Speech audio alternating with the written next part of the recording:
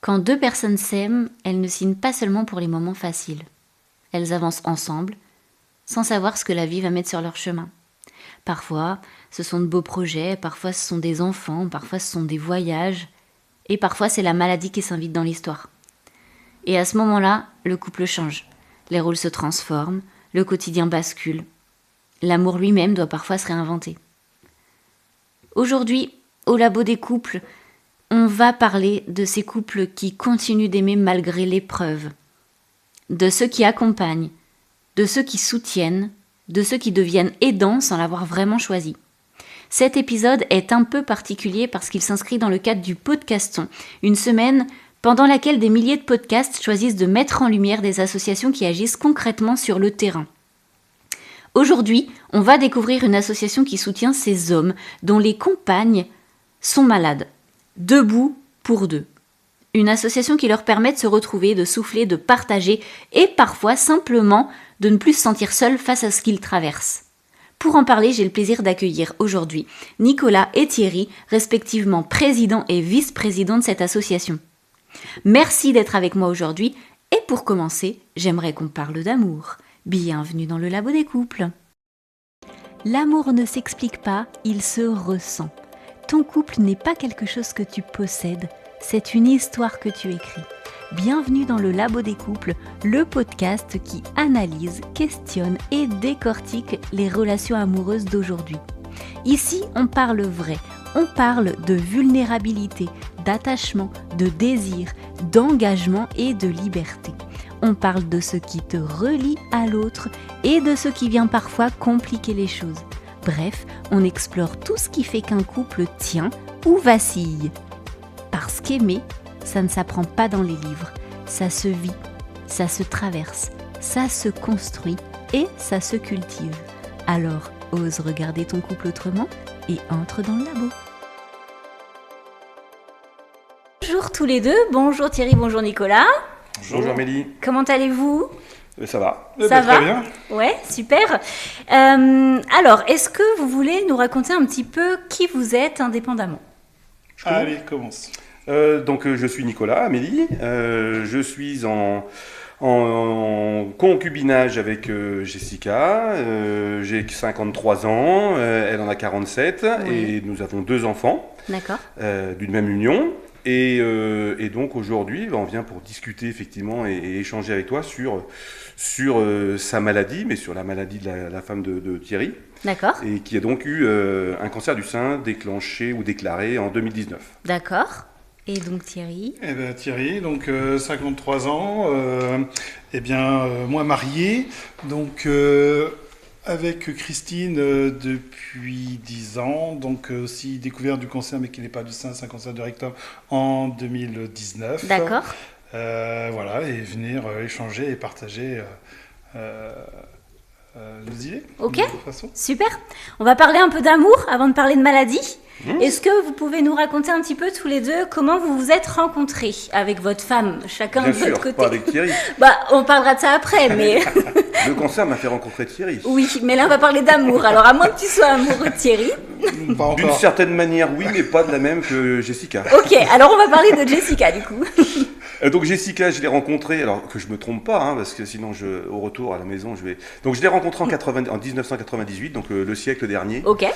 À l'occasion d'une soirée, comme j'ai pu en faire de nombreuses, dans des milieux de nuit, on va dire. Ok. Et puis, de fil en aiguille, elle était en contrat de professionnalisation dans une mutuelle à Niort. Ok. N'est pas originaire de Lille, donc, et pas de l'île de Ré ni de l'île d'Oléron, mais de Lille dans le Nord. Ok. Et donc, on a poursuivi nos étapes avec elle. Ouais. Okay. Moi, j'étais militaire sur Orléans, elle sur Lille. Moi, je jouais au rugby à Niort, donc des relations un peu compliquées, mais qui faisaient que je rentrais tous les week-ends. Ok. Et on se voyait à ce moment-là, voilà. Et donc, à l'issue de son contrat de professionnalisation, on s'est posé la question de savoir ce qu'on allait faire. Et puis, on a décidé naturellement de continuer. Qu'est-ce qui t'a fait tomber amoureux d'elle ? Comme toute rencontre, d'abord l'aspect extérieur. Ok. Et puis, de fil en aiguille, au travers des différentes soirées, des différents moments passés, eh ben, l'intérieur, son intérieur. Ok, ça a matché. Donc voilà, ça a matché, certainement d'un côté comme de l'autre. Bien sûr. Mais effectivement, d'un premier abord, c'est l'aspect physique qui m'a attiré d'abord. D'accord. Mais Vous faut êtes- pas se le cacher. Vous êtes marié en quelle année? Alors, on n'est pas encore mariés. Ah, vous n'êtes pas encore mariés, à son exact, grand pardon. désespoir, mais pourquoi Peut-être. pas un jour. Peut-être à venir. Voilà, peut-être à venir. D'accord. Mais pour l'instant, non. Et donc, depuis 98, en couple avec elle. Ok, super. Et alors Thierry, à nous. Eh bien, moi j'ai rencontré Christine après donc un divorce, Ok.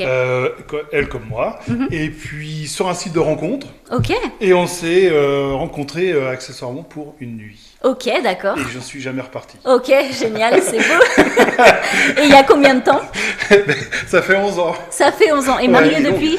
Comment? Marie- Depuis 2016. Depuis 2016. 16. Ah super, 10 ans cette année. Ouais. Oh, ça se fête, hein. Ça se fait. Ça se loupe pas. Ça, hein. ça se loupe pas. Ok, super.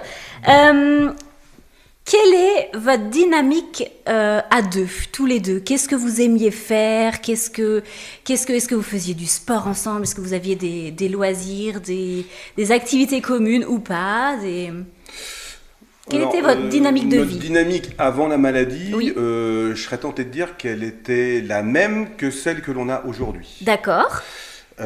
Pour la bonne et simple raison, c'est qu'on n'avait pas forcément d'activité, on va dire, extra-professionnelle commune. Ouais.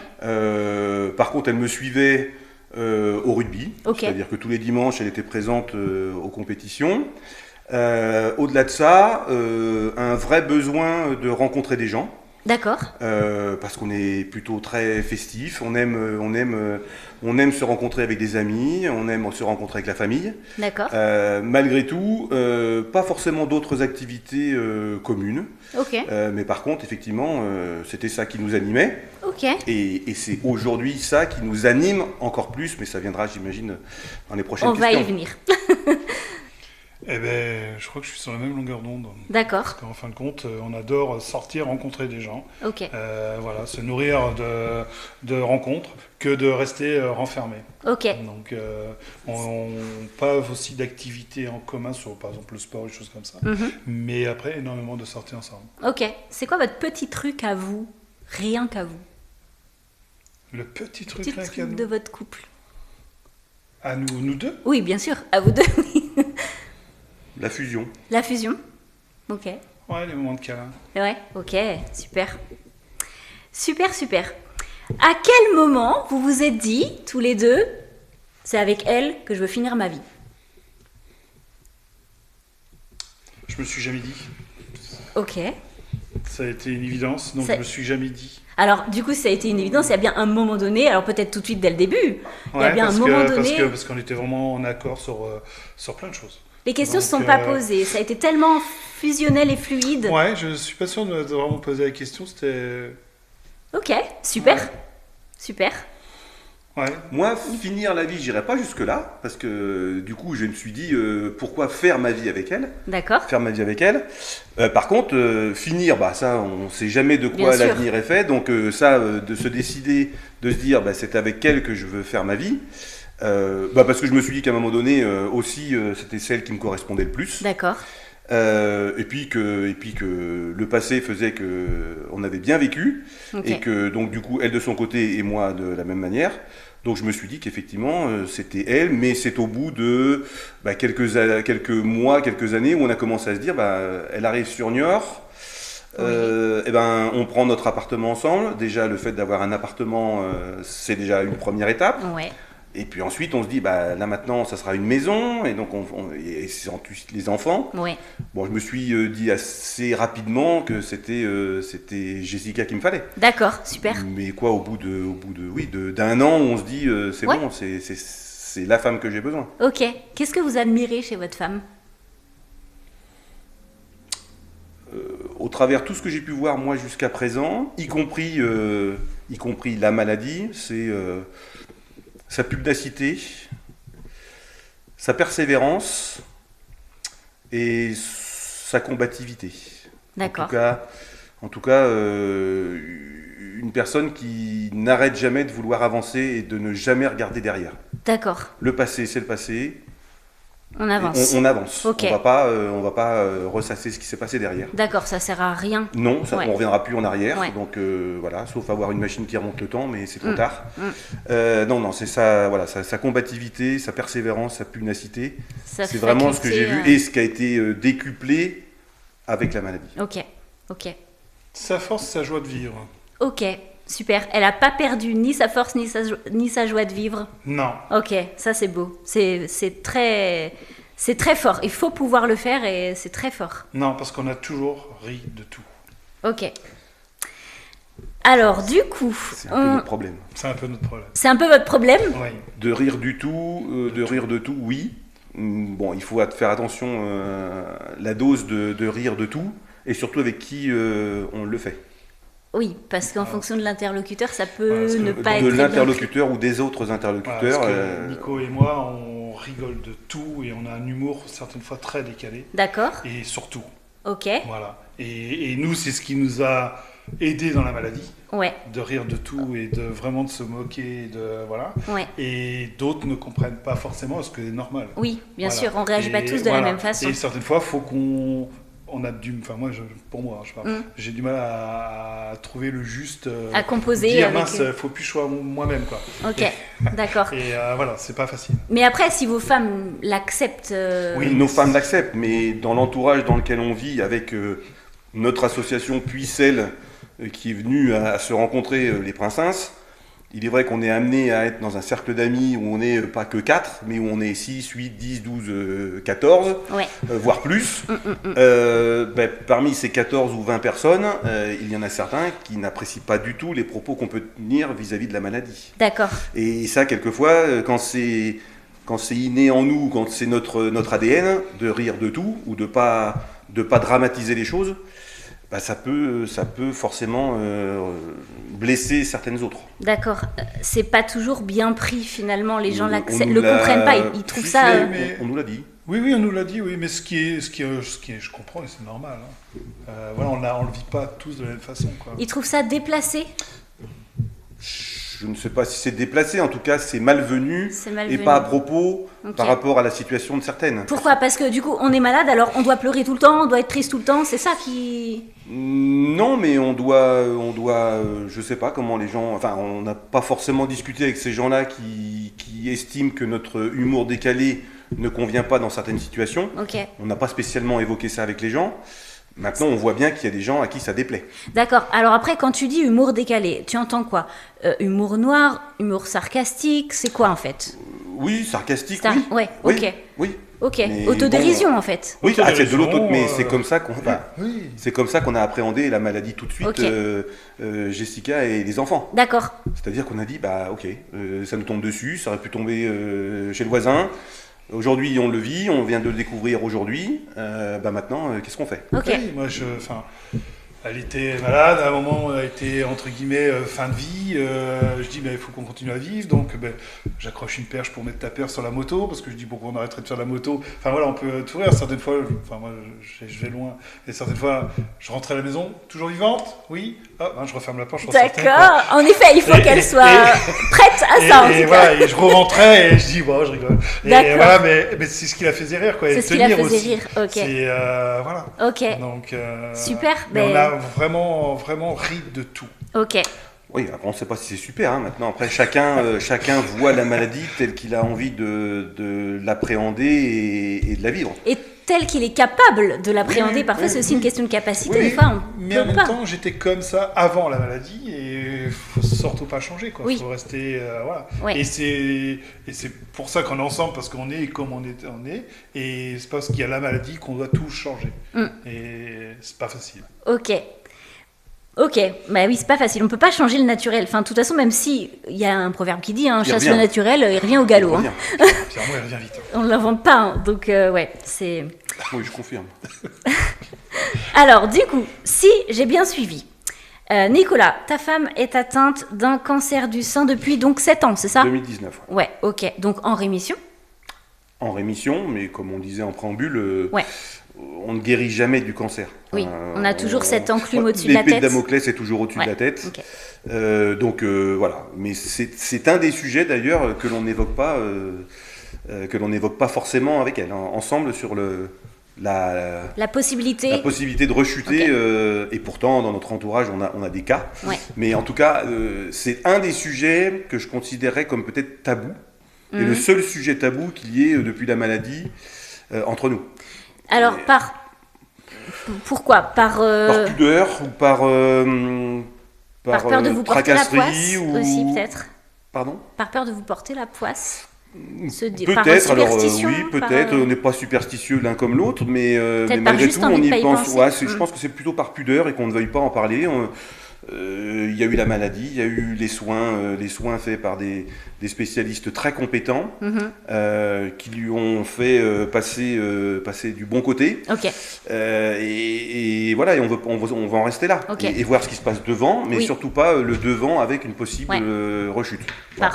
Par peur, Voilà. j'imagine. Ouais, peut-être par- un peu. Oui, par peur. Alors, je ne sais pas si c'est par peur, parce qu'on n'a jamais vraiment eu peur. Jamais vraiment eu peur. D'accord. Moi, personnellement. C'est- Voilà, mais ça peut s'expliquer après au cours de l'entretien. Mais Ça n'a pas l'air. Enfin, forcément, elle n'a pas eu forcément, Christine, Non, les pas- mêmes, les d'accord. mêmes aléas, on va dire. Ouais. Ok. Voilà. Ok. Certes, il y a des moments difficiles, mais on n'a jamais craint la mort, si on doit l'expliquer comme ça. Ok, d'accord. Ok, super. Et donc, Thierry, ta femme est atteinte du coup d'un cancer du rectum, c'est Ouais. ça? Donc en rémission également. En rémission également, mais elle a été 3 ans en arrêt avant qu'il découvre. Alors, depuis combien de temps, du coup, elle est officiellement malade d'un cancer du rectum? Le diagnostic a été posé. Eh bien, 2019, parce qu'elle était en arrêt avant. Et Et elle a été en arrêt parce qu'elle avait des symptômes qui ne s'expliquaient pas, c'est ça? plein de petites choses et Ok. qu'ils n'arrivaient pas à trouver et qu'ils cherchaient, mais voilà, au bout d'un moment, D'accord. ils ont Ils ont fini. par trouver. Ouais. Ok, d'accord. Parce que c'était un endroit où c'est très c'est pas courant. Ouais, d'accord. Là où était tu vois. Ok. Ok. Bon, on va redescendre un petit peu. Alors, vous pouvez garder l'humour si ça vous chante. Moi, ça me gêne pas du tout. Mais je voudrais qu'on aborde le moment où tout a basculé. Est-ce que vous vous souvenez, tous les deux, du moment où les mots ont été posés, du moment où il a fallu réagir, du moment où il a fallu voir l'avenir et imaginer tout ce qui allait se passer? Ah bah, ça va très vite en fait. Ça va très vite. Ça va très très vite. C'est-à-dire que mammographie pour contrôle, etc. Enfin une douleur et une masse Ouais, à la palpation que Jessica avait sentie. d'accord. Donc rendez-vous gynéco, puis biopsie, etc. Et donc là, le diagnostic tombe. Donc elle est sollicitée par sa gynécologue qui l'appelle et qui lui dit bah voilà, j'ai vos résultats. Donc là, elle a dit bah, j'arrive tout de suite, D'accord. mais avec un mauvais pressentiment. Ouais. Donc je me rappelle exactement les circonstances. Hein. Moi j'étais au restaurant d'entreprise dans mon entreprise. Au moment où elle m'appelle, elle me dit ça y est, donc elle était en pleurs forcément, naturellement. Et donc bah, j'ai dit j'arrive. J'avais expliqué à mon manager, à mon patron de site que on était potentiellement touchés. Ok. Donc j'avais déjà pris mes dispositions. Lui avait été très bienveillant sur le sujet. Super. Donc aucun problème, je Ok. suis parti dans la foulée dans l'après-midi et puis je suis allé la chercher, enfin on s'est retrouvé à la maison. Bon bien sûr, on s'imagine comment peut être une personne, que ce soit une femme ou un homme, Bien sûr. à la tombée du diagnostic. Hein, Bien sûr. donc on est rentré à la maison tous les deux et puis on s'est posé et puis bah, forcément elle a pleuré. Donc bon, moi pas parce que j'estime que j'ai pas à pleurer parce que dans ce moment-là c'est à moi que revêt la charge associée à ça et l'accompagnement. C'est très masculin, ça. Oui, c'est très masculin, mais c'est pas grave. D'accord. J'ai Tu plus de côté assumes. féminin, D'accord. Donc c'est mon côté masculin. Pas de problème. Et voilà, donc après se pose tout de suite la question de dire on a les enfants à récupérer ce soir, comment on dit, Ouais. comment on fait. Ouais. Bon bah là on s'est posé très vite la question et puis on a très vite dit qu'il fallait que voilà on explique les choses. Ok. Parce que ça fait quand même 7 ans, donc bon, ils ont 19 et 23, mais à 12 ans, on ne perçoit pas forcément tout de suite. Donc, derrière le mot cancer, naturellement, les enfants, c'est maman, est-ce que tu vas mourir? Ouais. Voilà, Ouais, donc ok. c'est tout de suite ça qu'il faut arriver à démystifier. auprès des enfants. D'abord, il faut se le démystifier soi-même, Ouais. et puis ensuite, il faut démystifier au niveau des enfants. Donc voilà, donc ça s'est passé comme ça, et puis après, derrière, ça enchaîne tout de suite le jour même, rendez-vous en urgence chez le médecin traitant, D'accord, pour expliquer ce qu'il en est, et ce qu'on fait. d'accord. Et puis ça s'enchaîne très très rapidement sur les 2-3 semaines qui suivent le diagnostic. Ouais, Prise en charge, on sollicite les gens, et on sollicite les médecins, donc bien suivis, enfin très très bien suivis à Nantes, les d'accord. premiers diagnostics. Et puis tout s'enchaîne d'une manière très très rapide. Ouais, le protocole Et- se met en place très très vite. Ah oui, oui, Ok. oui. Et une prise en charge vraiment très Heureusement, efficace. c'est rassurant. Alors Ça c'est doit rassurant à rassurer, la en fois fait. pour le malade, mais Ouais. c'est rassurant aussi Ouais. pour l'entourage, Ouais. qui se dit là au moins on va dans un endroit où on est sûr que ça va bien se passer. Alors Ouais. ça va peut-être pas bien se terminer, mais en tout cas elle va bien être prise en charge, Ouais. au moins pour le début. Ok, Voilà. super.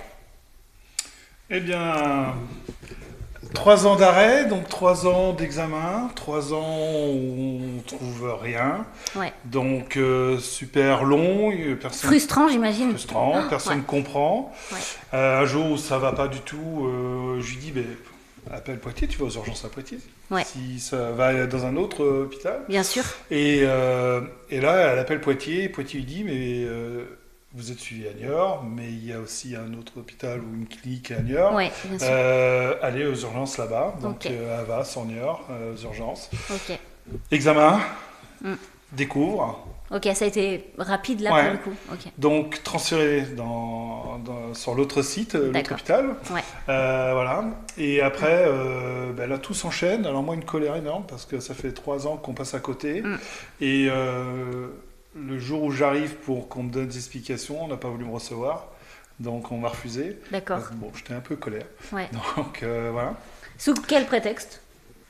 On t'a fermé la porte au nez, pourquoi en fait? Parce qu'ils avaient vu que j'étais un petit peu énervé et voilà parce qu'à un moment on y a dit à mon épouse c'est imaginaire vos problèmes. Vous Ah. avez peut-être envie faut peut-être aller voir un psy. D'accord. Et là voilà, et là maintenant tout part en vrille, c'est là, ça a bien grossi et maintenant on fait quoi? Ok. Voilà. Ouais. Et moi j'ai dit mais comment on peut faire quoi? Ouais. Et voilà, j'étais un petit peu énervé à ce moment-là. Et après, c'est vrai que tout s'enchaîne. Et malheureusement, mais comme c'est vraiment avancé, tout va très vite entre Niort, Bordeaux, Niort. Ouais. Voilà, donc avec une période, entre guillemets, fin de vie. Ok. Voilà. D'accord, elle est Donc, descendue très très bas. Très, très, très bas. Ok. Donc voilà. Ok. Bon. Donc, tout s'est enchaîné très vite. Très Et en vite. même temps, plein Covid. Ah oui, exact.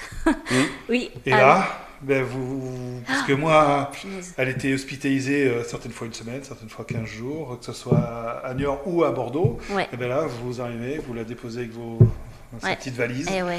Et pas là, vous la possible de regardez l'accompagner. partir et la Ah. porte se ferme et vous ne savez pas si vous la reverrez. Ouais. Ok. Et ça, c'est dur. Ça c'est dur. Ouais, ça, c'est tout le avant jusqu'au diagnostic, à part ce moment de colère, parce que je dis punaise, ça fait 3 ans que tu galères et on a raté ça, ou Ouais. là, voilà, après, non, ça allait, quoi. On était dedans déjà, Ouais. sans savoir, mais on était déjà dedans. Mm. Donc voilà, mais après, ouais, ce côté Covid, là, ouais. Mm. Ouais, où Ouais. tout se ferme. Ouais, ça n'a pas facilité les choses tout Ouais, ça. et puis des périodes où Bordeaux vous appelle, il faut l'emmener en urgence. Ils me disent on vous la garde 8-10 jours.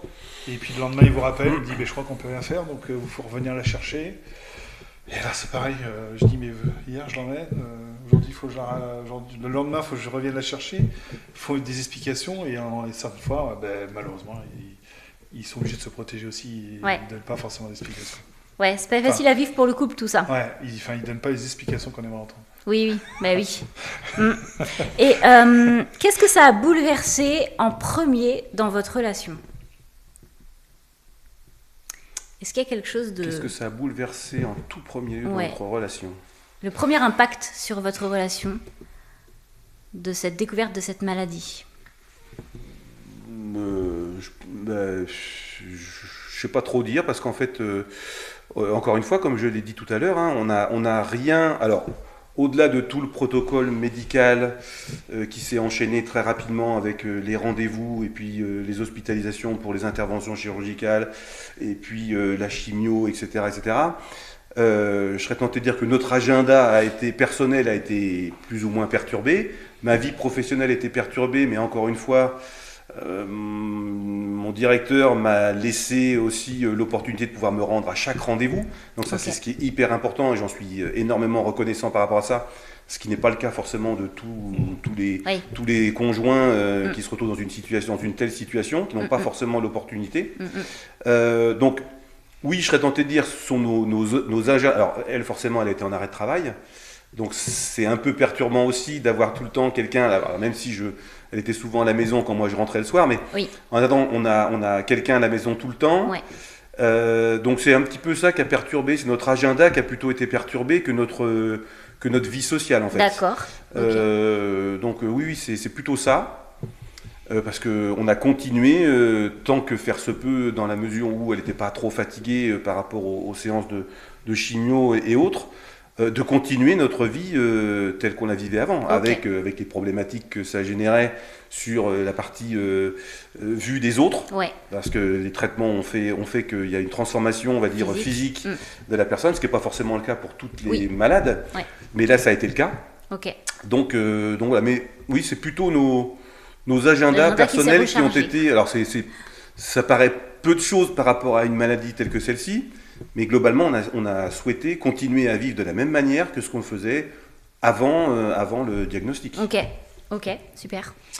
Eh bien, moi, j'étais super accompagné par mon entreprise. J'avais quartier libre. Donc, il fallait juste que j'appelle ma direction, de dire je m'en vais à Bordeaux, je m'en vais là. Enfin, voilà, de tenir au courant. Mais ils m'ont laissé vraiment tranquille. Si tu as besoin de jours, tu prends, on verra ça, on réglera ça après. Donc j'étais énormément accompagné. C'est vrai que ce n'est pas le cas quand on a des discussions des entreprises qui ne suivent pas les accompagnants. Après, beaucoup moins de sorties quand même, parce qu'on a beaucoup reçu. D'accord. Voilà, mais on sortait moins quand même, parce qu'il fallait faire attention aussi, parce qu'il y avait aussi de la fatigue. Certaines fois, on avait du monde à la maison et elle disait, voilà, voilà. C'est plus confortable d'être à la maison, pour le malade souvent. Et puis elles sont immunodépressives, donc le moindre contact avec une personne, le moindre virus ou le moindre, aussi infime soit-il, que ça peut avoir des conséquences importantes sur la malade, donc sur les malades. Sur les malades, Et après, ces moments d'hospitalisation, voilà, l'ordinateur. C'est ce que j'allais dire. On se voit en visio, et même moi, je continuais à faire des apéritifs à la maison ou des repas à la maison. Et elle nous suivait à l'hôpital en visio. Voilà. Et puis certaines fois, elle éteignait. On a fait des soirées. Et certaines fois, ça apporte un éloignement quand même, finalement. Ben oui, mais on lui faisait quand même profiter. Donc je dis, la vie ne s'arrête pas et il faut quand même continuer à vivre. Oui. Et j'imagine que du coup, dans tout ça, le couple devient fonctionnel, un peu médical. Je veux dire, vous êtes devenus d'un seul coup aidants, finalement, sans rien demander à personne. Non, mais en général, alors pas forcément à cœur, mais en attendant, on a vécu.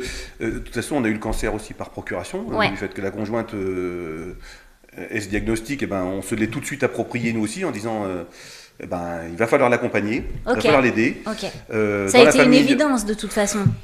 Oui, puis sans une autre pensée de quoi que ce soit, et les enfants se sont associés à ça complètement. Ils auraient pu aussi rester très distants et se dire non mais c'est injuste, et pourquoi nous, et donc ils ont vécu la maladie de la même manière que nous on a voulu la vivre. Donc on les a et c'est sans les forcer à le faire. Ils ont fait ça naturellement. C'est tombé sous le sens qu'ils réagissent comme nous. Vous étiez un exemple aussi. Enfin, ils se sont inspirés de vos réactions. Vous avez eu l'impression. Enfin, j'ai l'impression que vous avez rapidement quelque part dédramatisé, certainement pour protéger vos enfants. En tout cas, je pense que j'aurais réagi comme ça. Ce qui est naturel, humain. Je pense que tout parent normalement constitué a envie tout de suite de protéger ses enfants, donc vous avez réagi de cette façon-là. Ça vous a certainement aidé, du coup vous deux aussi. Certainement. C'est une bonne chose finalement. On l'aurait appréhendé différemment, peut-être qu'on aurait eu le même aboutissement ou pas. En tout cas, on ne regrette rien de la manière dont on l'a abordé et dont on a appréhendé la maladie. Ok. Eh bien, j'en ai perdu la question.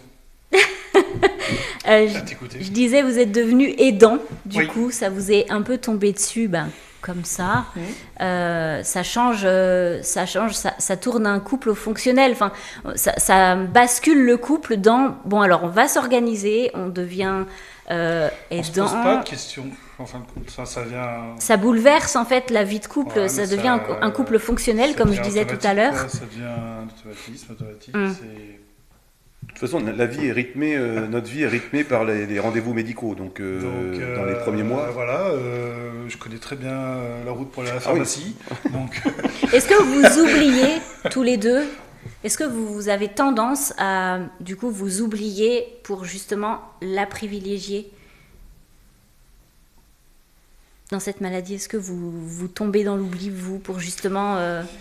c'est tout pour elle et puis vous, ce sera plus tard? Moi, personnellement, non. Je ne me suis pas oublié parce qu'on en a discuté aussi avec Jessica dès le début. De dire, bon, ok, elle est malade, elle va avoir des soins qui vont être des soins lourds à supporter pour elle, physiquement, psychologiquement aussi. Donc moi et on en a parlé très rapidement en disant ok, mais moi je vais apporter tout ce dont elle a besoin, surtout quand il y a des moments de forte baisse après les séances de chimiothérapie.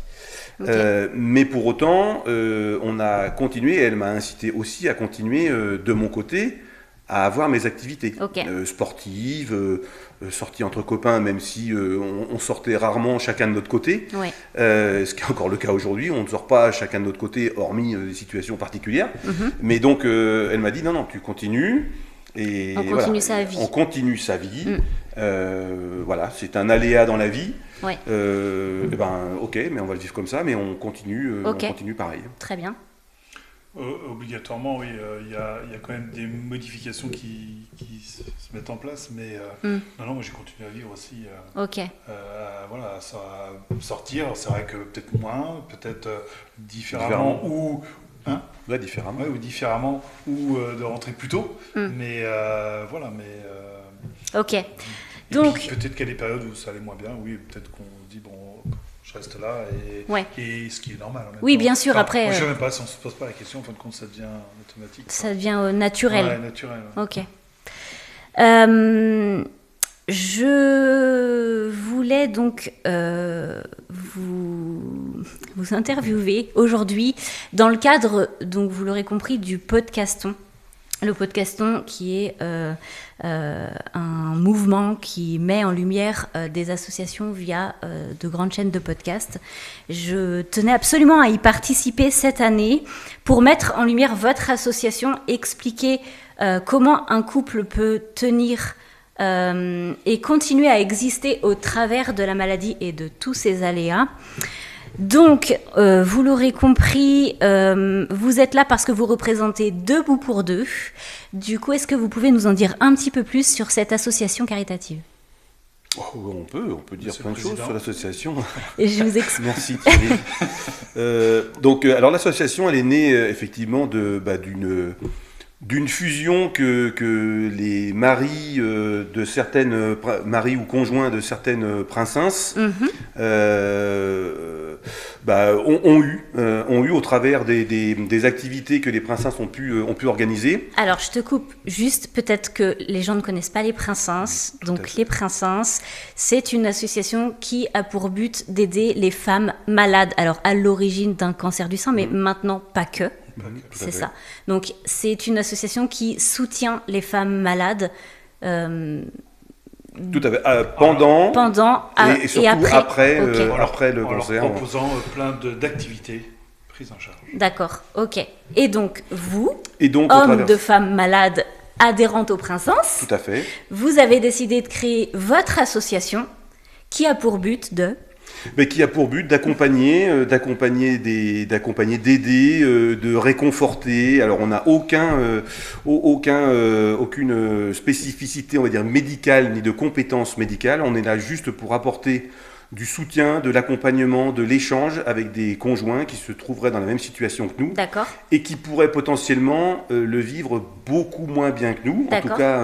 En tout cas avec un sentiment comment je veux dire, de lassitude ou de retrait vis-à-vis de la société, parce qu'on a déjà eu aussi ce genre de discussion, hein, où on a des gens qui s'écartent de tout, et les femmes sont malades, Oui. et les gens se repluent Arrêtent de vivre. Arrêtent de vivre complètement, d'avoir de vie sociale.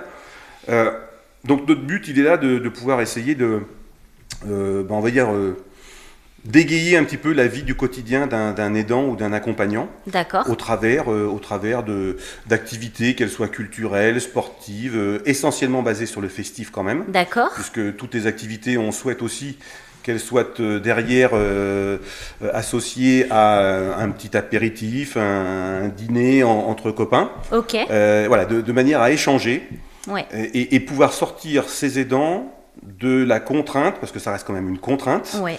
de la vie quotidienne d'un accompagnant de malade. D'accord. Qui subit de plein fouet la maladie de sa conjointe, Ouais. qu'il supporte, c'est vrai, Oui. mais pour autant, il faut des moments, comme nous on les a vécus, des moments de recul, Des bouffées d'air frais. des bouffées d'air frais, tout à fait, avec Ouais. d'autres pour pouvoir échanger. En fin de compte, ça vient d'un membre qui dit moi, mon épouse, elle est dans le cancer depuis des années. Tout le monde, les amis nous appellent pour prendre des nouvelles d'elle, très rapidement des nouvelles de moi, et on nous propose plus rien. D'accord. Parce qu'elle est malade, donc elle peut pas forcément sortir, parce qu'il faut qu'elle fasse attention aussi à pas attraper encore un truc en plus. Ouais. Mais nos amis, eh bien, ils vont faire un repas, mais ils me proposent même pas à moi. Ah oui. Viens juste 1 heure prendre l'apéritif si tu peux pas rester pendant tout le temps. Bien sûr. Mais viens juste prendre l'apéritif avec nous, puis après tu rentres, il n'y a pas Ouais. de souci, quoi. Mais viens avec nous. Et c'est là qu'il a dit cette petite phrase, et que Nico, lors d'une discussion, dit il faudrait faire un truc, quoi. Ouais, ok, je Ça comprends. serait bien de faire un truc. Se sentir rejeté parce que sa femme Pas est malade. forcément rejeté, mais on... Pas intégré, en tout cas. Mais on pense pas à moi, quoi. Alors et pourquoi? Parce que les gens pensent que, de toute façon, parce que c'est elle un est malade, elle se sent pas bien, donc Oui, il viendra pas tout seul. Ouais. L'invitation. C'est ça. Et puis, ouais. Vous êtes Et- indissociable, quoi. Ouais. Ok. Et on lui et moi, on me propose pas. Je trouve ça dommage, quoi. Ouais. Et moi, c'est des choses qu'on m'avait proposées et je trouvais ça plutôt bien. Et je pense que Nico, c'est pareil. Mais donc voilà, et c'est là que l'idée est venue de dire. Et puis, il y a des sujets. C'est super compliqué d'en parler avec des amis qui ne vivent pas le cancer, D'accord. la maladie. Ok. Et certains sujets, c'est compliqué. Et que là, dans l'asso, on peut parler de tout. Là, vous pouvez parler tout ouvertement et Ouvertement. Et on se rend sans compte tabou. que Oui. je suis pas tout seul à avoir le même problème. Ouais, ah oui. Et oui, on découvre que finalement, on le vit pas seul. Mais non, et en fin de compte, vous aussi, vous avez le même problème que moi. Ouais. Et personne le disait, Ouais. donc c'était Voilà. pas. Et Ouais. les débuts de soirée, parce que l'asso est toute récente, et la soirée qu'on a fait, mais ils étaient là, et c'est vrai que ça fait du bien de les voir rire et sourire, et voilà. Ok. Et c'est des sujets d'ailleurs qui sont plus faciles à aborder entre amis qu'avec de la famille, par exemple. Pourquoi? Parce que la famille, ça reste toujours une sorte d'intimité, et on veut pas forcément. Enfin, je pense, moi personnellement, j'ai pas forcément conversé plus que ça et d'aller loin dans le détail des problématiques associées à la maladie. Autant qu'avec un ami. On était juste copains au départ, hein, dans l'association, on venait aider pour organiser la marche niortaise, qui a lieu au mois d'octobre. Ouais. Et ça fait maintenant quelques années. Et on s'est rencontrés comme ça, et c'est devenu en fait une vraie fusion, au moins entre 8 personnes. Oui. Et en fait, de discuter de nos problèmes, qui sont potentiellement des problèmes intimes. Oui. C'est plus facile d'en parler avec des copains qui vivent la même chose que d'en parler avec de la famille qui peut-être se projette pas de cette manière-là ou n'a pas forcément cette même sensibilité-là. Donc moi j'ai trouvé ça plus facile d'en parler avec des amis. Avec des gens qui vivaient la même chose aussi, Oui. tout simplement. Oui, parce que de dire que je comprends, ça doit être compliqué. Non, on ne peut pas comprendre. Ouais. Quand on n'a pas vécu alors, non seulement la maladie, mais après même le fait qu'on soit accompagnant d'une malade. Bien sûr. Donc on ne peut pas se dire oui, mais je comprends, ça doit être dur. Non, Ouais. tu comprends pas. Tu Ok. sais pas ce que c'est. Ok. Tu sais pas ce que c'est. Ouais. Je te souhaite pas de le vivre, Oui. mais si ça t'arrive un jour, malheureusement, tu verras que C'était pas ce que tu pensais. c'est pas tout à fait pareil. Ouais. Ok. Donc voilà. Donc moi je préférais en parler avec des amis et puis effectivement des gens qui ont vécu la même chose. Oui. Ce qui est peut-être logique. dans des proportions peut-être un peu différentes, Complètement. mais au moins on en parle aisément. Et ce que disait Thierry, effectivement, c'est que les premières activités qu'on a faites, mais il y a des gens qui nous ont dit, mais ici on peut parler relations sexuelles, là. Ah, mais bien sûr, Ouais. puisque c'est un vrai sujet. C'est un vrai C'est sujet. un vrai Alors, sujet. on va l'évoquer, mais oui, c'est un vrai sujet. Oui, Donc, j'ai compris les en gens en sont parlant très avec ouverts, vous. et on a donné la possibilité d'ouverture pour dire il n'y a pas de sujet tabou entre nous. Enfin, D'accord.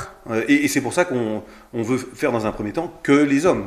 D'accord. Enfin, c'est restreint aux hommes, aux accompagnants, D'accord. parce que on a les mêmes sujets Oui. de discussion qui sont des sujets naturels, Oui. on va dire. Ok. Et donc voilà. Oui, vous vous sentez plus à l'aise entre hommes pour parler notamment de sexe, du coup. Oui, Tout à fait. Notamment. Il y a quand même quelques personnes dans le groupe où c'est encore assez compliqué de se dévoiler. Donc voilà, D'accord. il faut aussi leur laisser le temps et ça va arriver. C'est pas simple. Après, c'est sûr que c'est pas simple. Mais du coup, vous vous connaissiez parce que vous organisiez la marche d'octobre qu'organisent les princesses. Donc en Oui. fait, Bénévole, oui. oui, bénévolement en On est aidés. fait. Ok. Mais c'est super de vous être rencontrés Nos comme femmes ne se connaissaient pas, elles se sont connues par le cancer. ça. Ouais. Nous, on s'est connus par le cancer. Ok. Donc ce sont les choses positives qu'on va retenir de la maladie, parce Ouais. qu'il n'y a pas que des choses négatives Bien dans la sûr. maladie. En attendant, on a découvert de nouveaux vrais amis. Ouais. Parce que les amis, on s'en fait, c'est vrai, mais Ouais. quand c'est dans des moments difficiles de se faire des amis, ça prouve encore plus la fiabilité de l'amitié. La sincérité. La sincérité. Je comprends. Donc voilà, et c'est effectivement au travers des aides qu'on a pu apporter à nos conjointes pour organiser la Niortaise Ok. que l'on s'est rencontrés. Et puis après, de fil en aiguille, il y a eu les princesses, il y a eu la fameuse montée, l'ascension du Mont Blanc. Ouais. Et là, ça a créé encore des liens beaucoup plus intimes. Ouais. Et Ok. donc voilà, on en garde, mais on en parle encore. Ça fait 2 ans que la cordée est faite, on parle encore des soirées. des soirées, et voilà, ça reste des moments qu'on n'oubliera jamais. Ouais. Ok. C'est super. Qu'est-ce que vous faites ou qu'est-ce que vous projetez de faire avec cette association ? On l'a compris, elle est récente, elle est de fin 2025. Il faut pas qu'elle s'arrête, surtout pas. Qu'est-ce que vous projetez de faire et qu'est-ce que vous avez déjà fait justement pour vous donner cette possibilité de respirer un peu d'air frais entre hommes ? Donc on a notre bureau qui se réunit quasiment une fois par mois, hein, donc D'accord. pour projeter ça. Et la dernière que l'on a fait, c'est justement pour te dire maintenant qu'on a tout clarifié sur l'association. Donc maintenant, c'est de se dire il faut se lancer parce que Ok. les gens ont adhéré. On a eu un certain nombre de gens qui nous ont sollicités. Oui. Maintenant, qu'on soit sollicité, c'est bien, mais les gens attendent plus. Ouais. Donc maintenant, il faut aller dans la démarche d'organisation d'activités.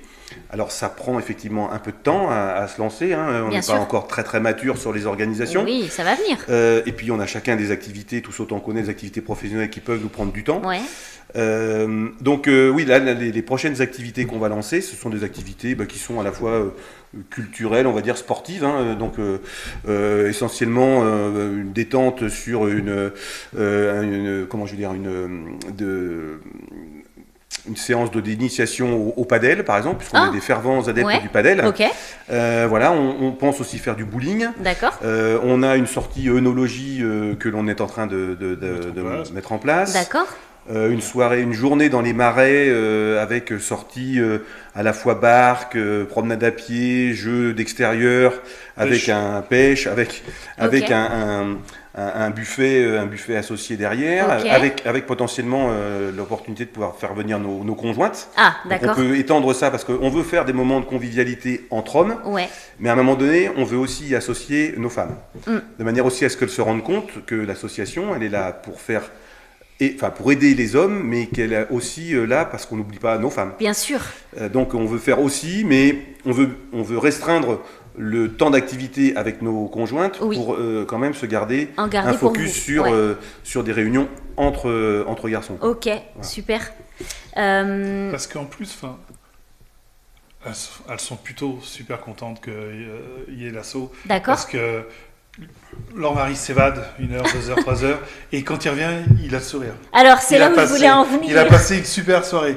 Racontez des conneries, voilà, Ouais, plein de trucs. mais je Mais il a comprends. passé une super soirée Mm. et tout de suite, il rentre chez lui avec le sourire. Ouais. Et ça, à laquelle elle dit c'est super. Quoi. C'est là où j'en arrivais. Ouais. Je disais, qu'est-ce que vous apportent ces moments-là, en fait? Comment vous vous retrouvez en vous ensuite et comment vous ressortez de ces moments-là? Qu'est-ce que ça vous apporte? Que du bonheur, en fait. Que du bonheur. D'apporter de la convivialité, d'apporter du bonheur et une satisfaction reconnue de la part des gens qu'on a reçus et qu'on a intégrés dans l'association. Il n'y a rien de tel au monde, en fait. C'est pas. On a des gens qui, dès les premières inscriptions, nous ont dit mais pourquoi vous n'avez pas fait ça avant?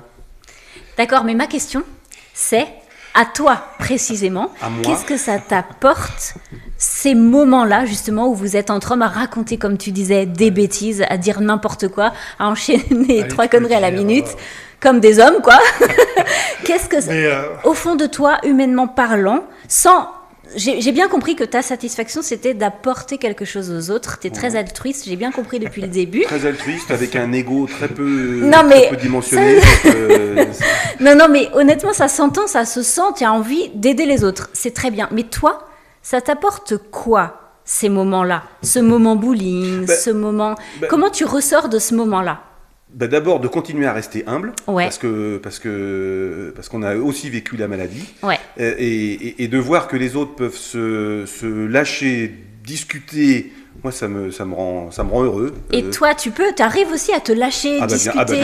Bien sûr. Il a fallu qu'on représente l'association, qu'on présente l'association le jour de notre première activité. Bon, j'ai fait un petit laïus que j'ai fait comme ça, a cappella, sans organisation et sans préparation. Je t'interromps 2 secondes. Du coup, j'ai pas précisé, tu l'as pas dit non plus, mais tu es le président de l'association, c'est ça? Oui, Nicolas? Alors ça a été pas de l'autoproclamation, mais on m'a forcé à le faire. Donc, d'accord, oui, mais c'est peut-être très bien, c'est peut-être un très bon choix. Peut-être, mais un président c'est bien, mais il faut des membres autour. On est d'accord. Un président tout seul ne fera jamais rien, il lui faut une vraie équipe autour de lui. On est d'accord, a priori c'est quand même une voix unanime. On le voit dans plein de circonstances, donc non, mais il y a un dis quelque chose, Thierry, aide-moi un peu. Il y a un bureau, il y a une association, il y a un trésorier, il y a un secrétaire, voilà, on vit avec ça. Okay.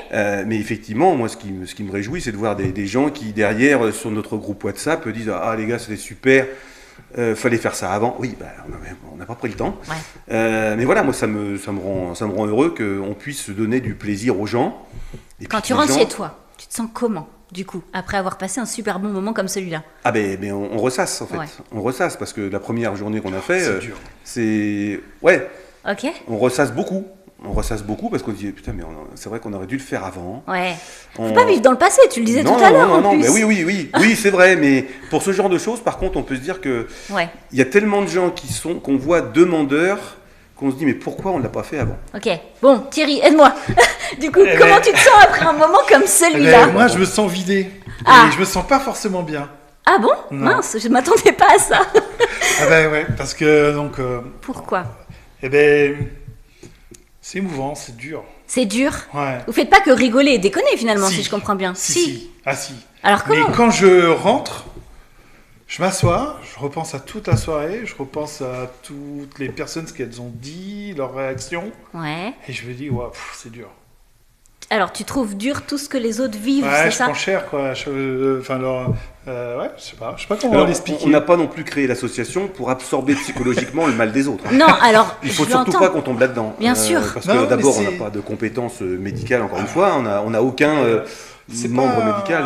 Est-ce que vous arrivez... pas le mal, mais c'est de voir leur réaction et de voir le bien qu'on leur fait et le bien qu'ils se font, ça pas que nous on leur fait, mais je sais pas, c'est dur, ça me pouf. Alors si je vous suis tous les deux, c'est super chouette. Vous racontez n'importe quoi pendant 3 heures, vous vivez votre vie d'homme pendant 3 heures, vous faites des confidences un peu plus sérieuses. Vous rigolez comme des fous, et quand vous rentrez chez vous, presque, vous êtes... Je parle de mon cas. Oui, toi tu te sens un peu... Oui, parce qu'on est Nicolas et moi, on a créé l'asso. Ouais. Donc... Tu as quel rôle dans l'association? Trésorier, vice-président. Ok. C'est ça. Ok. Tu sais pas? Ok. Non, mais voilà. Le principal, c'était le président, si je comprends bien. Voilà. Du tout. Absolument pas. D'accord.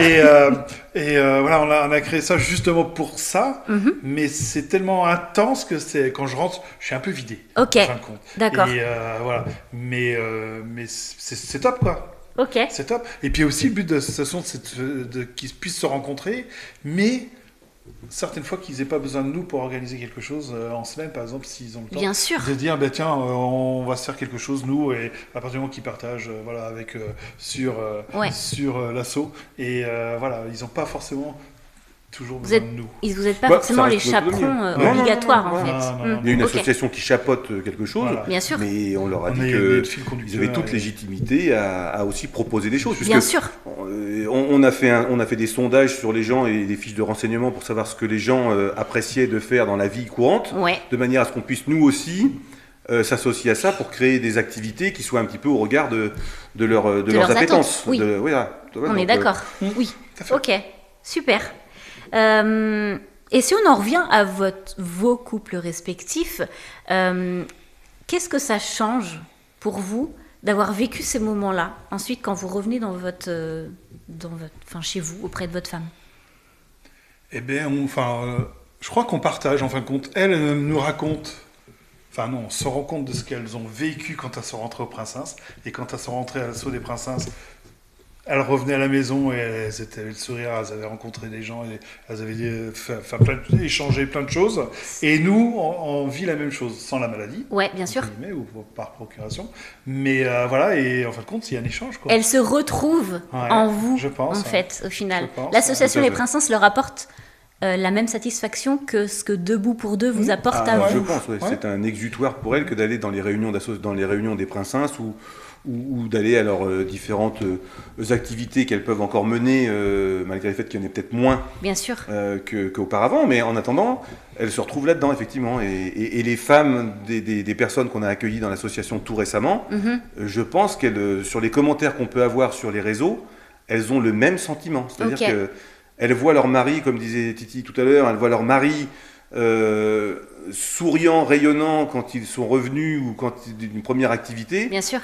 Bah pour elles, c'est pas rien n'est gagné, mais Non, mais c'est ça déjà fait un du bien, réconfort ouais. de se dire, et parce qu'en plus on a des gens qui sont arrivés depuis très peu de temps sur Niort, donc qui n'ont pas forcément tissé de liens et qui n'ont pas un réseau sur le Niortais, Ouais.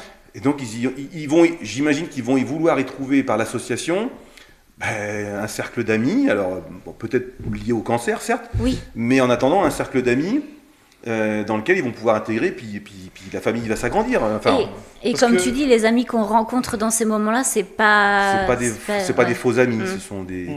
Et parce que vous verriez les princesses ensemble, c'est impressionnant. Alors, mais je C'est n'attends impressionnant. que ça, Parce les que princesses. quand on J'aimerais voit beaucoup leur les avoir derrière le comportement micro. entre elles et comment elles rigolent, comment elles s'éclatent, c'est un truc de fou, quoi. Mais C'est un alors, truc de fou. si Parce tu que peux les convaincre de venir au micro Parce que du labo des couples, c'est quand même je le te- but. C'est quand même le but de l'association, c'est vraiment aussi de rire. Ouais. Voilà, alors, c'est pas toujours facile parce que Bien elles ont sûr. vraiment la maladie aussi, mais voilà, c'est de trouver du bonheur, quoi. Ouais. Mais et puis quand on est malade, j'imagine que rester seul, ça aide pas. Ouais. Rencontrer des gens, c'est quand même un vrai soutien, j'imagine, ouais. quand même. Ok. Comment, chacun de votre côté, dans votre couple, vous réussissez à maintenir, à nourrir votre lien amoureux, malgré les aléas de la maladie? Malgré les moments de moins grande forme de vos femmes, malgré peut-être le manque d'envie de certaines activités de votre femme, comment vous arrivez à garder un peu de piment dans votre couple et à maintenir votre lien amoureux? Complicité, rire. Complicité et rire. Je fais un podcast sur le rire très bientôt, j'espère que tu l'écouteras. Complicité et rire, parce que voilà, je suis toujours en train de l'embêter, de la charrier, tout D'accord. ça, et voilà, rire. Ok, Rire. ok. Et complicité, câlin, rire. Ouais, d'accord, super. Bah, Nicolas. Moi, je serais de cet avis-là, ça sans aucun doute. Mais après, c'est qu'en fait, moi, j'ai pas l'impression que quelque chose ait changé. Donc, on avait cette espèce de fusion avant la maladie, avec des activités peut-être un peu différentes, encore que. Mais c'est resté, le lien, il est toujours resté le même en fait sur notre couple. Ça n'a pas changé d'après toi? D'après moi, alors il faudra lui poser la question, mais je pense que pour elle c'est la même chose. Parfois ça peut renforcer. Oui, ça renforce naturellement parce qu'on fait des choses peut-être un petit peu différemment. Comme quoi, par exemple, quand tu dis ça, tu penses à quoi? Déjà, les relations intimes, elles sont quand même un petit peu différentes. D'accord. Ou peut-être pas forcément différentes, mais moins intenses. D'accord. Alors quand je dis moins intenses, c'est peut-être moins fréquente.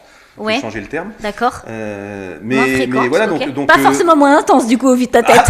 Peut-être pas moins intense, mais en tout cas peut-être moins fréquente. D'accord. Ok. Mais ça, c'est lié aussi au fait que les traitements, naturellement, font que la libido baisse très significativement pour certaines, voire est anéantie pour d'autres. Ok. Peut-être pour d'autres une baisse moins forte. En tout cas, moi j'en suis témoin. D'accord. Mais effectivement, oui, les relations intimes, elles sont forcément différentes. Mais le reste des activités, on est resté les mêmes. Ok. Les mêmes. Alors, on va aborder du coup un sujet que vous avez déjà évoqué à plusieurs reprises tous les deux, la sexualité et l'intimité.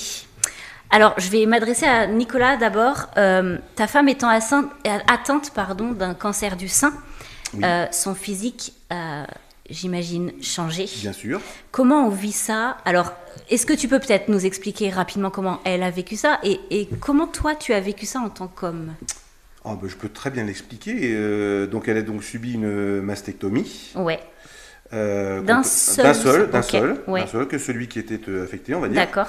Voilà, donc naturellement, forcément, après l'opération, on sait très bien, enfin même avant l'opération, on sait très bien que le corps va être tuméfié, va être atrophié. Oui. Ça, on le sait. D'accord. On ne sait pas jusqu'à quelle mesure, parce qu'on ne voit pas forcément avant ce que ça peut donner. Hein. On n'a pas encore l'IA qui génère peut-être des photos après intervention. Mm-hmm. Et puis ensuite, s'ensuit aussi par les traitements la chute des cheveux, qui a été quelque chose qui pour une femme, alors pour un homme ça peut peut-être être compliqué, mais bien pour sûr. Une femme, suite à la maladie, c'est encore plus compliqué psychologiquement. Donc là, c'est très difficile. D'ailleurs, elle ne les a pas laissés tomber. Elle les a rasés. Parce qu'elle ne voulait pas subir ça. Et ça, je me rappelle très bien aussi du moment où ça s'est produit un matin, où elle m'a dit « Oh là là, j'ai des touffes de cheveux, pars pas maintenant, il faut que je le fasse. » D'accord. Tu étais présent du coup? Oui, j'étais présent. Ok. Tu l'as fait peut-être? Non, c'est elle qui l'a fait. C'est elle qui l'a fait. Enfin, elle m'a dit « Pars pas tout de suite, je suis pas très bien, machin. » Moi, je suis parti après, conduire des enfants, je suis parti au travail, et quand elle m'a envoyé un texto, elle m'a dit « Voilà, je les ai rasés. » Ok. D'accord. Voilà. Mais pour moi, elle restait la même. Oui. Même si physiquement, elle est effectivement meurtrie. Ouais. À la fois physiquement, mais aussi psychologiquement. Bien sûr. Ouais. Et c'est ça qui est peut-être le plus dur. Alors, pour moi, pas forcément. Pour elle, très certainement, parce que derrière, le regard des autres, l'achat d'un foulard pour masquer le fait de ne plus avoir de cheveux. Derrière, c'est l'achat d'une perruque, qu'elle n'a d'ailleurs jamais portée. Ah, finalement, qu'elle n'a d'ailleurs jamais portée, puisqu'elle s'est très vite assumée en tant que femme sans cheveux. Ok. Alors, avec turban, oui, mais après, elle l'a assumée. Voilà, elle m'a demandé même si ça me dérangeait pas qu'elle soit tête nue. D'accord. Non. On en a parlé avec les enfants. Ouais. Alors les enfants, c'était peut-être un peu plus dur pour eux de voir maman sans ses cheveux. Ça doit être une transformation compliquée pour un enfant. C'est une transformation. Elle a été très longue à se mettre devant moi torse nu. Ouais. Ok. Parce qu'elle elle l'assumait elle, mais intérieurement. Ouais. Mais elle voulait pas me faire subir l'atrophie qu'elle a eue. D'accord. Alors que moi, je lui ai fait comprendre que j'avais pas de problème. Oui, mais je peux comprendre qu'elle ait eu peur de plus te plaire, en tout cas que tu la désires moins. Oui, mais moi je lui ai montré très significativement qu'elle me plaisait tout le temps et que ce n'était pas parce que mastectomie et donc un sein en moins qu'il allait changer quoi que ce soit, entre nous. Oui, mais ça, mais c'est légitime qu'elle y pense. Voilà, on est d'accord. Mais elle l'a peut-être pas très vite assumé, mais en tout cas, elle a mis un petit peu de temps à vouloir s'exposer devant moi torse nu. Okay. Parce qu'il cicatrice, parce que voilà. Donc pour elle, c'était plus la même. Ouais, ok, je comprends. Alors c'est plus la même physiquement, c'est vrai. Bien sûr. Mais malgré tout, ça restait celle que j'avais choisi pour faire ma vie. Pas épousé, mais peut-être bientôt. Peut-être bientôt, on verra, mais on verra. C'est Thierry qui doit. Je vais l'organiser. Voilà, tu seras témoin. Ouais. Non, mais c'est vrai que bon, je l'ai assumé aussi très vite et voilà, mais c'est des choses. Tu l'as accepté peut-être plus qu'assumer. Non, tu utilises le mot assumer en parlant de toi. Oui, assumer, c'est peut-être le terme un petit peu fort, c'est... mais non, mais de toute façon, on peut pas revenir en arrière. Si ce n'est que de faire une reconstruction. Non, mais il n'y a pas de. Mais il n'y avait pas de sujet puisque après les multiples interventions qu'elles subissent, certaines femmes se disent, moi, je ne veux pas en resubir une autre, parce que c'est pas qu'une autre. C'est une succession pour pouvoir reconstruire le sein. C'est une succession d'interventions. Ouais. Donc elle a dit c'est bon, j'en ai suffisamment vu, c'est bon, j'arrête. Est-ce que ça me pose problème ? Ben non, ça me pose pas de problème. J'ai 2 mains, certes, mais je ferai qu'avec un seul sein, c'est pas grave. Ouais, alors j'arrive à toi, je te délaisse pas Thierry, mais juste, je termine avec Nicolas un petit moment. Justement, est-ce que tu avais parfois...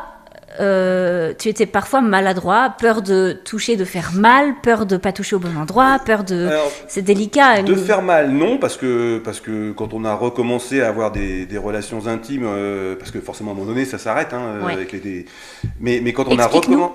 Ça s'arrête. En fait, ça s'arrête les traitements font que les traitements font que la libido est complètement en berne, on va dire. D'accord. Et puis que derrière, il y a aussi des effets secondaires qui sont relativement compliqués à gérer pour la malade. La femme, ok. Alors, c'est peut-être des troubles autres, mais c'est dans les articulations, c'est plein de choses. Donc, il y a plein de choses qui font que qu'elle n'a pas envie ou elle n'a pas. Voilà, donc on l'assume très bien. Et là, j'ai bien parlé d'assumer, on assume le fait de ne pas avoir de relation. Après, de là être maladroit ou faire mal, non, c'est simplement que je craignais potentiellement de l'endroit où je posais ma main. Oui. Parce que malgré tout, il y a quand même eu une cicatrice. Les cicatrisations, ça laisse des douleurs bizarres, des sensations bizarres après une intervention. Oui, d'accord. Donc elle, ça pouvait la gêner, ce qui était normal. Oui. Et donc moi, j'avais peur à ce moment-là de mettre ma main là où il fallait pas. Oui, d'accord.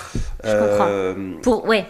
Que ça lui fasse mal finalement. Oui. Que ça lui fasse mal ou que ça lui fasse des sensations bizarres. Enfin, tu sais, c'est une cicatrice, donc il y a une périphérie autour de la cicatrice qui est pas endolorie, mais qui a une sensation bizarre.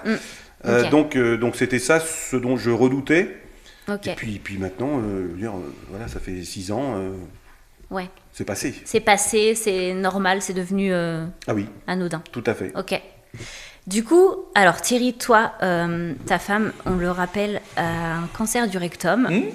Donc physiquement, en tout cas d'apparence, est-ce que ça se voit ? Non. Pas du tout. Non, elle n'a pas perdu ses cheveux sur la chimio.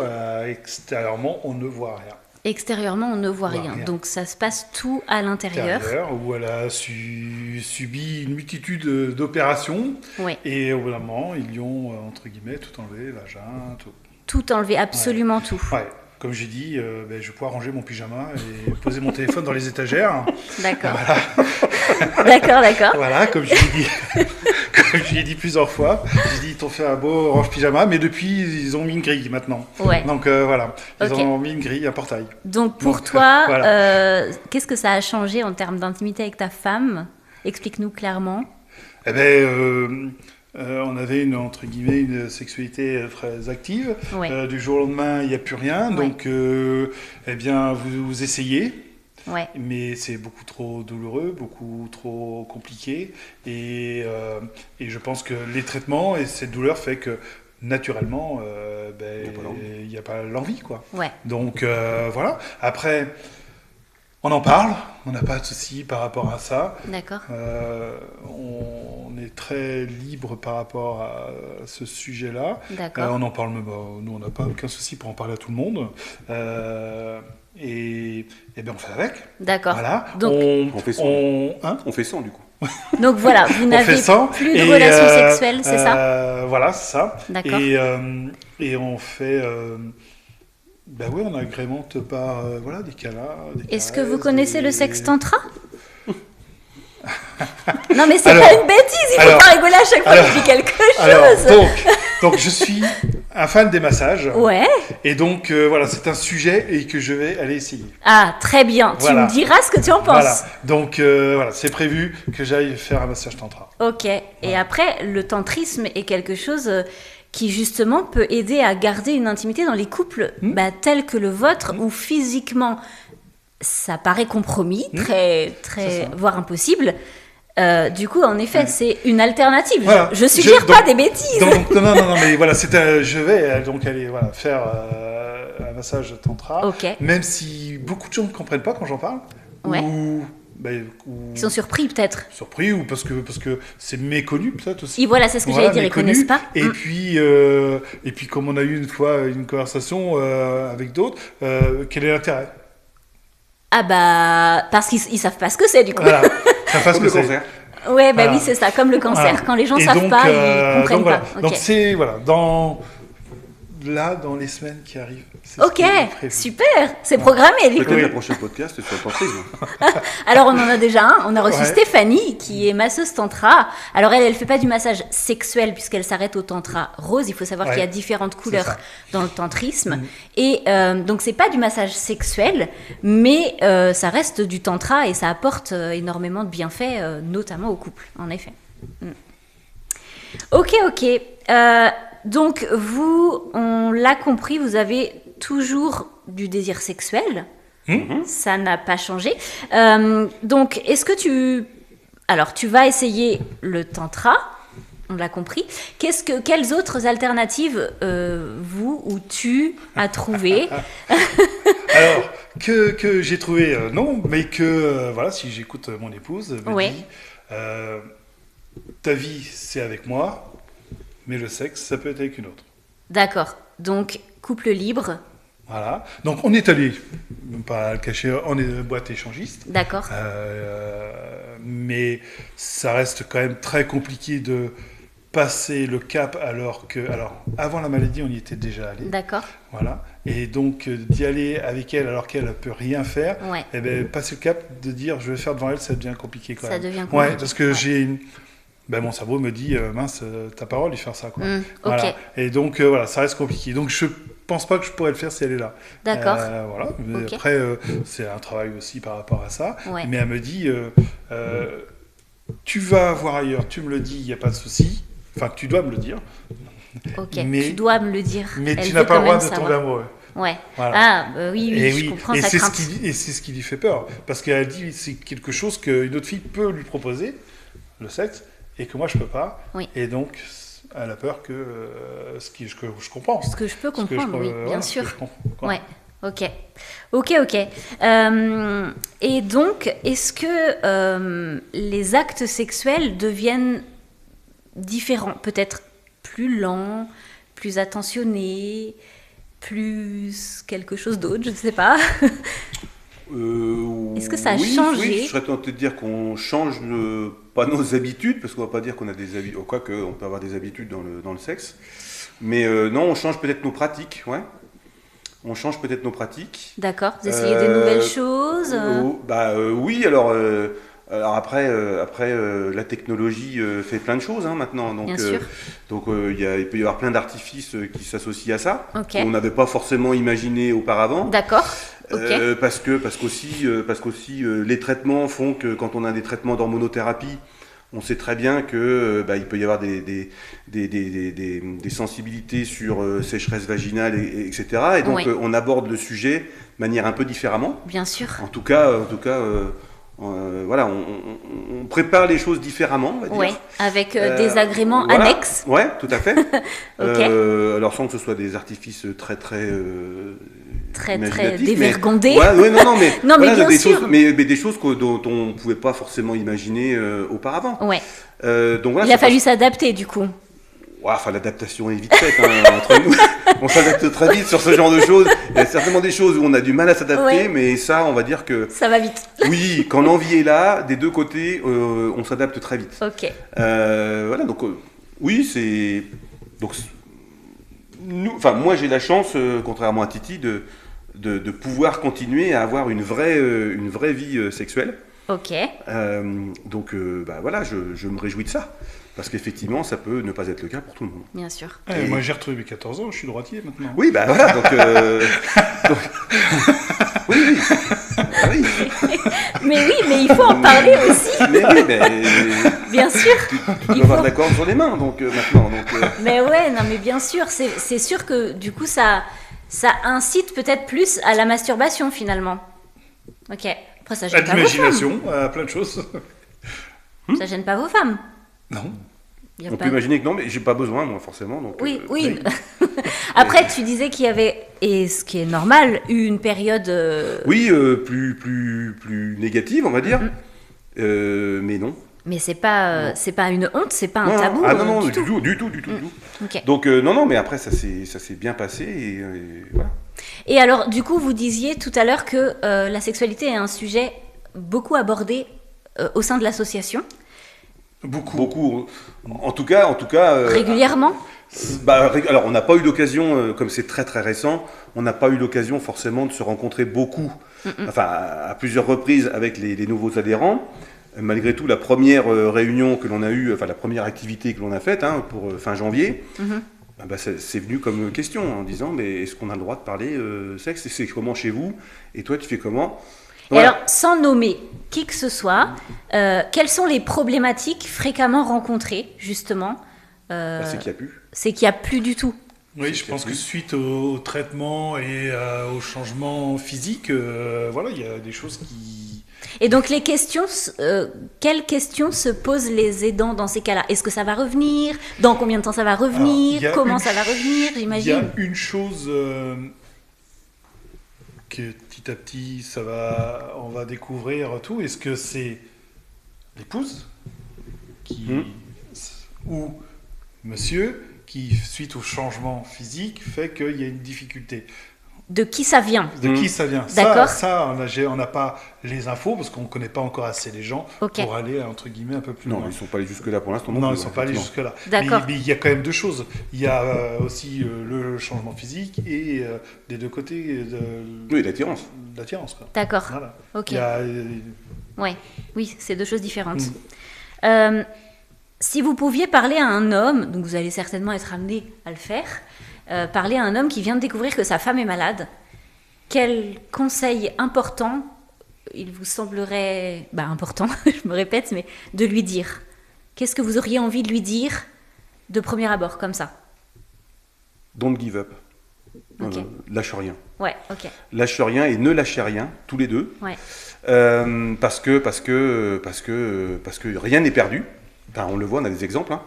Rien n'est perdu. Ouais. Et que c'est en se battant qu'on y arrive. Et ça, c'est valable pour la maladie, mais c'est valable pour plein de choses. Il y a forcément des situations où, malheureusement, les gens... il y a une fin qui est compliquée. Ouais. Mais c'est surtout ne rien lâcher. Parce qu'en fait, c'est le fait de se battre. La guérison, si tant est qu'on puisse parler de guérison, en tout cas la rémission, passe par les traitements, ça c'est vrai, les interventions chirurgicales, le suivi des médecins, le suivi des services hospitaliers que nous, personnellement, on a rencontrés, sont des gens extraordinaires qui ont sauvé la vie de Jessica. Ouais. Parce qu'il n'y a pas de petit ou de grand Bien cancer, sûr. ni de plus important, il y a un cancer. Donc un cancer, c'est naturellement compliqué à gérer. Donc voilà, les services hospitaliers nous ont super bien accompagnés, toujours été bienveillants. Donc le conseil, c'est que la maladie, oui, mais ça se combat. Oui. Mais ça se combat par les soins, mais ça se combat aussi par l'envie d'y arriver. Ouais. C'est-à-dire que si on ne se bat pas et qu'on reste reclus et qu'on se considère comme perdu, Il faut garder le moral. alors c'est toujours facile à dire de garder le moral, mais malgré tout c'est ce qui a sauvé un certain nombre de personnes, de garder le moral. Si on est au fond du seau, ce qui est légitime aussi, mais c'est certainement pas ce qui va aider à pouvoir combattre. Ouais. Parce que les traitements c'est vrai, mais l'état d'esprit qu'on met derrière le cancer pour se dire je reste positif et je vois devant et pas ce qui s'est passé, je pense que c'est une vraie voie de guérison que de se dire je reste combatif ou combative, et combatif à 2, voire à 4 avec les enfants, voire à 5, voire avec la famille, parce que c'est aussi un travail collectif, de garder le moral, c'est du collectif. Ah, puis il ne faut pas rester enfermé. Faut pas rester enfermé. Il faut bouger, il faut aller à la rencontre des gens. Enfin, moi, je veux dire un truc qui est moche. Merci cancer. Ah, ok. Voilà. Parce que Alors, parce que nous, on s'en sort bien aussi. Oui. Parce que, voilà, il y a pas cette finalité. Mais parce qu'on a changé complètement de façon peut-être de vivre, de voir les choses et de l'appréhender, et relativiser. Et ce qui fait que, qu'est-ce qu'on s'éclate. Donc psychologiquement, si je vous suis bien, il y a un vrai avant et un vrai après. Ah ben oui. Oui, il y a... Oui. Ça Oui. vous a métamorphosé tous Alors- les 2, tous les 4? Eh ben, nous on avait une vie très très active avant, mais là, après toujours. Bien sûr. Mais on voit les choses complètement différentes. Ouais. Ok. Ouais. Enfin, Je propose toujours un petit jeu à mes invités. Aujourd'hui, vous êtes 2, mais je veux quand même vous proposer un petit jeu. Alors, je vous ai préparé des phrases à compléter. Il n'y a pas de bonne réponse, juste vos réponses. Ok? Alors, vous pouvez compléter avec un mot, une fin de phrase, peu importe, pas de règle. Hein. Aimer quand la maladie s'invite, c'est pour moi. C'est pour moi un renouveau, ouais, c'est pour moi, en tout cas pas une difficulté, D'accord? pas une facilité non plus, Oui. mais c'est une façon d'aborder les choses différemment. Ok. une deuxième vie qui commence. Une deuxième vie qui commence. Ce qui sauve un couple dans ces moments-là, c'est La fusion. la fusion. Exactement. Pareil. Exactement. Alors, ce que la maladie m'a appris sur l'amour, c'est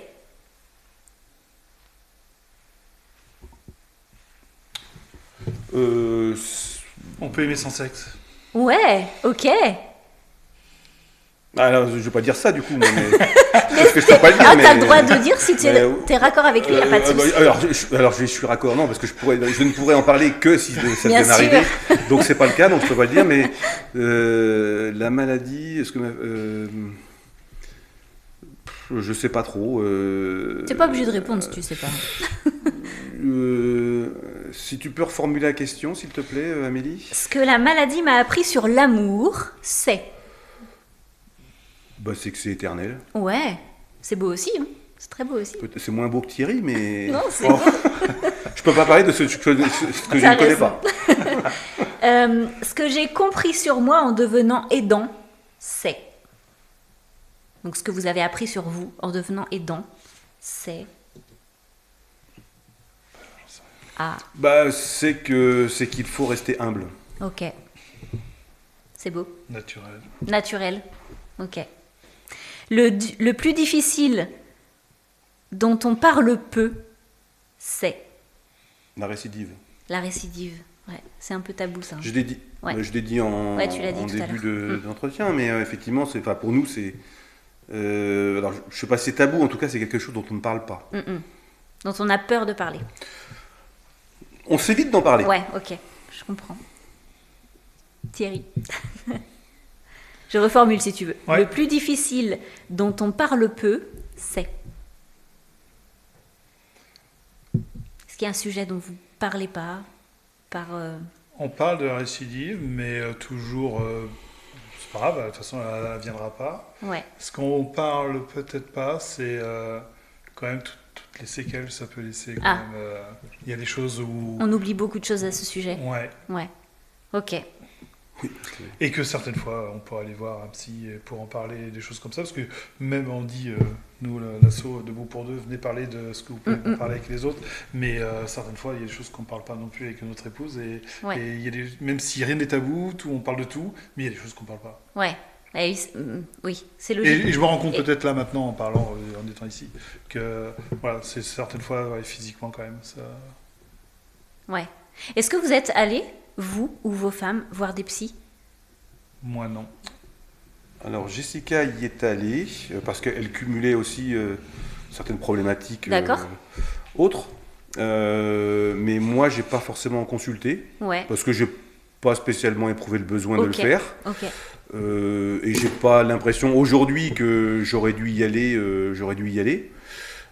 a ressens peut-être pas. eu des moments peut-être un peu plus compliqués que d'autres, mais encore une fois, on est resté dans la positivité. Voilà, j'ai été accompagné par mon travail.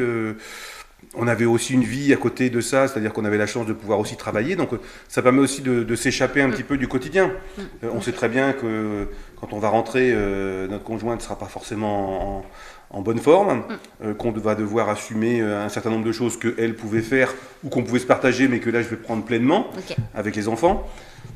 Donc oui, c'est des choses qu'on vit, mais qu'on... Non, moi comme elle, on n'est pas allé voir un psy. Non, à des moments, oui. Alors, oui, il y a eu des moments très compliqués, parce que moi, quand elle était à l'hôpital, Covid, où vous rentrez, moi, il n'y a pas d'enfants à la maison, ils sont tous partis, et là, vous vous retrouvez tout seul. Voilà, certaines fois, le téléphone sonne. Mais comme c'est pour demander des nouvelles et c'est pas pour demander, alors que moi j'ai besoin qu'on me demande à moi comment tu vas, et ben vous répondez pas. Donc j'ai eu des moments un peu compliqués. Après moi je me suis réfugié à écouter de la musique. Donc c'était voilà, mon droit. Mais maintenant vraiment tout va bien quoi. Mais ce que dit Thierry, c'est vrai, c'est qu'on ne nous demande jamais comment vous allez. Et même dans les rendez-vous médicaux, le chirurgien ou l'oncologue ou l'anesthésiste demande « Et vous, madame, comment ça va ?» Oui, et moi, je suis venu que pour conduire la voiture ou comment ça se passe? Donc voilà, c'est un peu, voilà, on est transparent et pour autant, on est... bien présent. Le debout pour deux, il n'est pas innocent dans le choix, c'est qu'on reste debout pour les deux. Oui, bien sûr. Donc... C'est un peu inhumain, ça, en fait, de la part des professionnels de la médecine, de pas... en fait, si vous allez bien, ça va forcément aider votre femme. C'est quand même... C'est une réaction un peu... Oui, mais après, on est des spécialistes de la maladie. Donc la malade, c'est elle qui a le cancer. Oui, d'accord.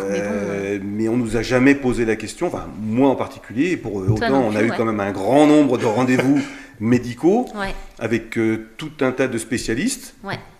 Jamais on m'a posé la question. Personne ne vous demande comment vous allez. Comment ça va? Je suis allé une fois à Bordeaux la récupérer et j'ai dit j'ai besoin de voir un responsable qui m'explique maintenant tout. Bien sûr. Et on est venu me voir, on m'a dit on vient tout expliquer à votre épouse et vous le dira. Et là je me suis dit mais vous croyez que... Je suis qui?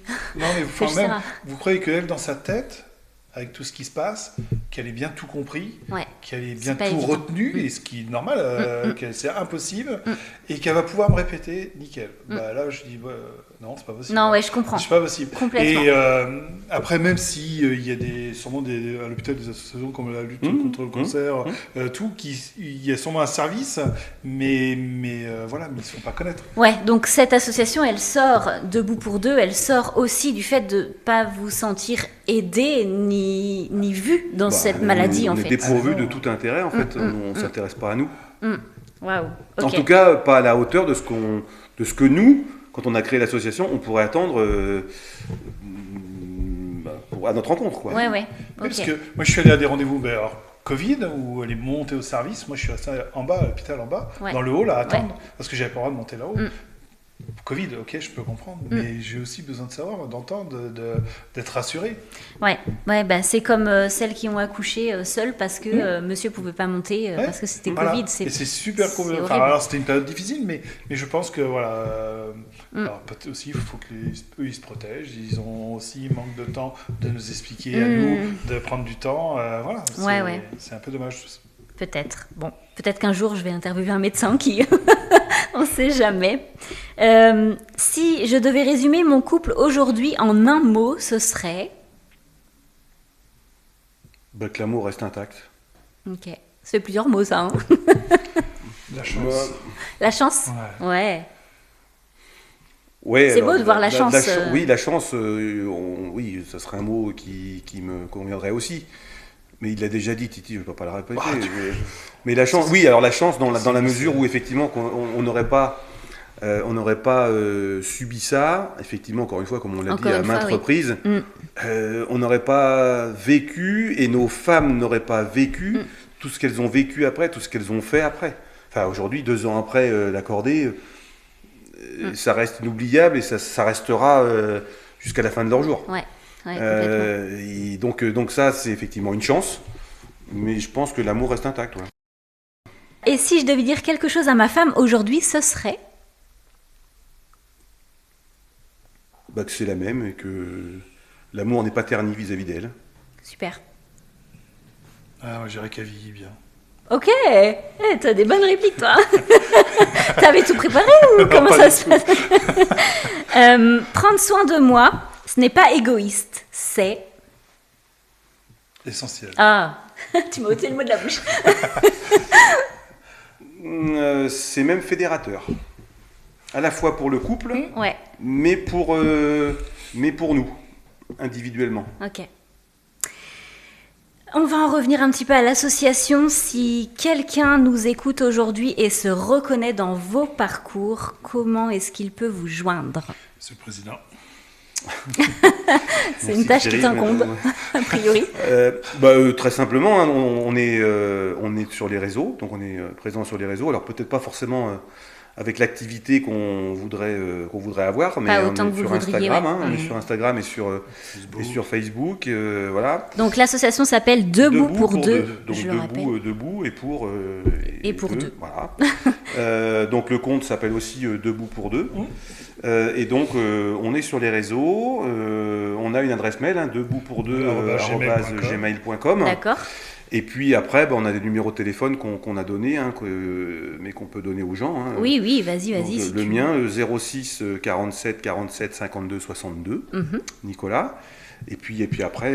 Moi, voilà. 06 07 70 81 10. Thierry. Thierry. Ok, super. Concrètement, comment ça fonctionne? On arrive, on adhère facilement. Est-ce qu'on est obligé d'avoir un conjoint malade pour adhérer à l'association? Ouais, alors ce qu'on s'est aujourd'hui tenu à faire, c'est qu'on s'associe dans l'ombre des princesses, D'accord. avec des conjointes ou des femmes qui auraient sollicité les princesses. D'accord. Donc, dans un premier temps, on va dire que le conjoint est quelqu'un dont la femme ou la conjointe est aux princesses. D'accord, ok. Plutôt orienté cancer féminin, mais on va forcément aller plus loin que ça. D'accord. Donc voilà, les personnes nous contactent, soit par le biais de la permanence qu'il y a à l'hôpital, puisque les princesses sont présentes à l'hôpital de manière hebdomadaire, je crois, tous les lundis matin. Tous les lundis, elles sont présentes au pôle des usagers. D'accord. Donc d'ailleurs, certains de nos adhérents est venu par ce biais-là. Par ce biais-là, ok. Donc voilà, il se fait connaître, Ok. et puis on lui explique le but de l'association, et puis voilà, derrière il y a une adhésion, la modique somme de 10 € pour l'année, Ok. et puis voilà, puis derrière, Possible de faire des dons. tout s'enchaîne. Possible de faire des dons. On passe tout par un loisson. Bien sûr. Ok. De quoi l'association a besoin aujourd'hui pour continuer à exister? De plus en plus d'adhérents, ça c'est sûr. D'accord. Et puis surtout, on va les chercher naturellement comme toute association, puisqu'on ne veut pas que l'association se substitue aux adhérents. Oui. C'est-à-dire que nos activités, on veut aujourd'hui les faire, les réaliser, mais par le biais d'un autofinancement de par les personnes, les adhérents. Ok. Donc ça veut dire qu'on demande une contribution financière. Bien On sûr. va aussi à la hauteur de ses moyens et de nos moyens pour pouvoir faire des activités. On ne veut pas que ça coûte 50 ou 60 € par adhérent Ok. pour faire une activité. Oui. Donc on minimise un peu les coûts et surtout l'ampleur de l'activité. Ok. Malgré tout, on va forcément chercher des fonds ailleurs, hein, donc par des dons. Les princesses d'ailleurs ont fait un don à À l'association. l'association, ok. Voilà, qu'on remercie de manière très chaleureuse auprès d'Isabelle Ouais. et de tout le bureau des princesses. Ok.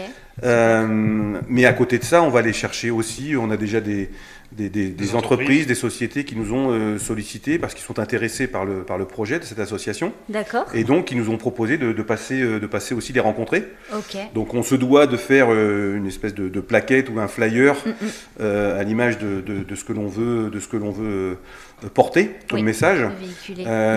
Et donc on va faire ça très rapidement, mais on a déjà des sociétés qui nous ont sollicité, 2 ou 3. Ok.